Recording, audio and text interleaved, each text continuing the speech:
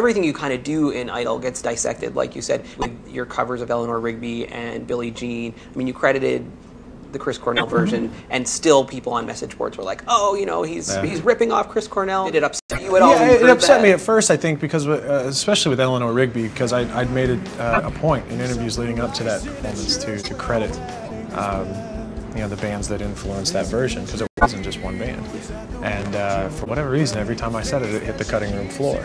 And then there was like this time frame of a couple weeks after that where I kept trying to do it and it kept hitting the cutting room floor. So it was getting really frustrating for me from that standpoint. So I was really grateful when I finally did get the opportunity to sit down. It was, I think, Dolly Parton week, and to say, hey, this is what happened.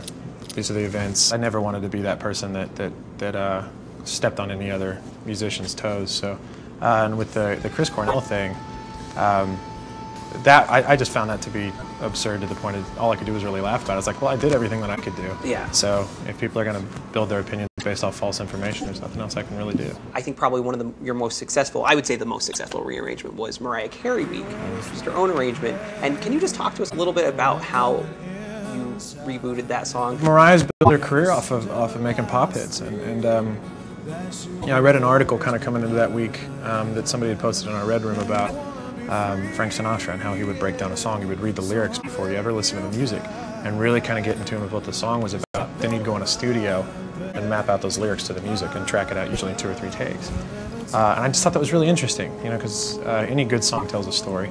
So I kind of just broke it down starting with the lyrics. You know, the song talks about, you know, no matter what outside influence tries to come in, you know, there's always going to be this love between 2 people. And, I mean, it's a pretty basic premise. So, but it was packaged in this really kind of upbeat pop tune. So I was like, well, what if the music just accentuated the lyrics? And that's pretty much how that came to be. You know, once I got rolling on that idea, it happened all pretty quick. Did you plan for it to have this kind of haunting, stalkery vibe to it? No, I kind of wanted and it. I mean stalkery in a good way. I understand, of course. No, I just wanted the music to kind of match the lyrics a little bit more. I wanted the music to feel like it had some longing to it, and so maybe that's the stalkery vibe that you so adequately. You know, for me, it was just it was one of those moments where everything just kind of came together. Were you afraid of Mariah Carey Week when you heard early on when they were like, our mentors will include Mariah Carey? Were you like, Mariah Carey? You know, it's obviously not your style. Yeah, I mean, for a minute, but once I really sat down and thought about it, it was kind of a bit of a free pass, you know, almost, because it was you know, nobody's going to expect a guy to come out and do a whole lot with a Mariah Carey song. So once I kind of got that in my head, it got pretty exciting, because I was like, okay, I've got a little bit of room to wiggle here.